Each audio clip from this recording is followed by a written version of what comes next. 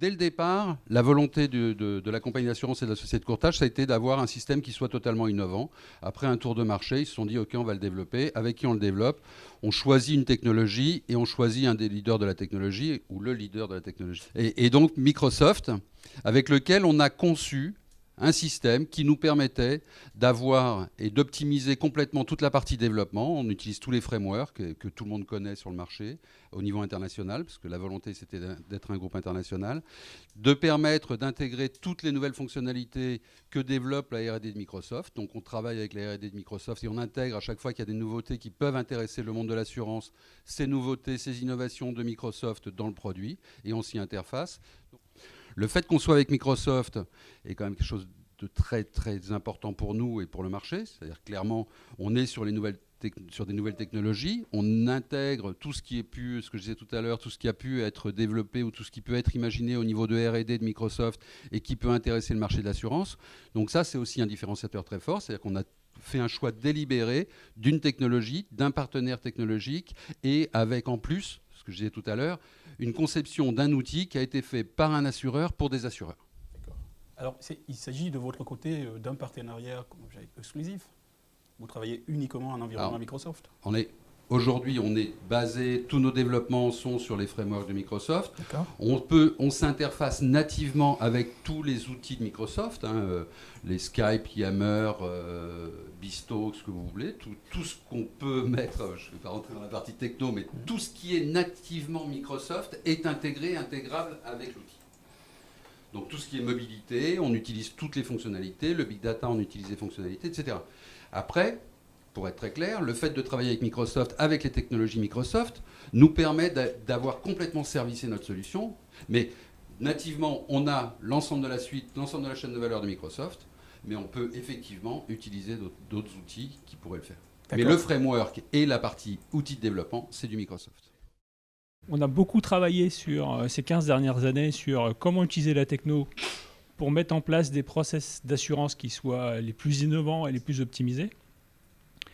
Et dans cette activité qu'on a eue pendant 15 ans, on s'est rendu compte que les technos qu'on avait choisis dans les années 2000 commençaient à être un frein. Donc en 2010, on a fait un état du marché, on a choisi quelle allait être la nouvelle plateforme technologique qu'on allait utiliser pour faire notre nouvelle version de nos outils de gestion de process d'assurance et comment on allait avancer dans le temps. Donc on a choisi Microsoft pour deux raisons. Déjà, on a constaté que Microsoft avait fait un Swift pour répondre aux besoins de l'entreprise très notable depuis les années 2006-2007, avec une volonté de se positionner comme un concurrent plus que crédible de Oracle et de IBM sur l'informatique d'entreprise. Donc on a vu apparaître dans l'offre Microsoft tout ce qu'il fallait pour développer, tout ce qu'il fallait pour exploiter, tout ce qu'il fallait pour monitorer. On a vu une offre qui était très cohérente en termes d'infrastructures techniques et de briques logicielles.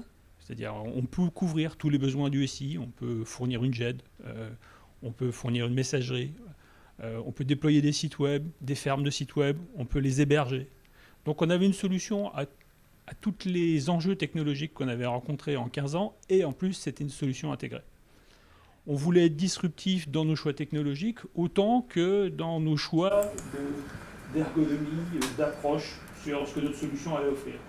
Donc dans notre volonté qui est de raccourcir la distance entre l'informatique, l'utilisateur et les usages, on s'est dit qu'il fallait mieux choisir la plateforme techno qui était la plus proche de l'utilisateur. D'où le choix de Microsoft.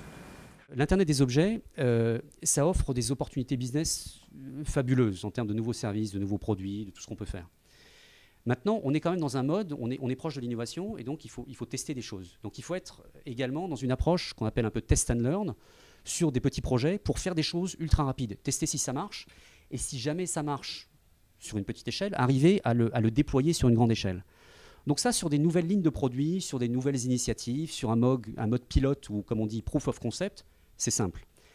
Là où ça devient plus compliqué, c'est qu'on veut à un moment quand même que ça s'intègre avec le système d'information, avec le back-office. On ne veut pas faire une ligne de produit toute seule dans son coin, on ne veut pas avoir des clients tout seuls dans leur coin, il va bien falloir que ça s'intègre.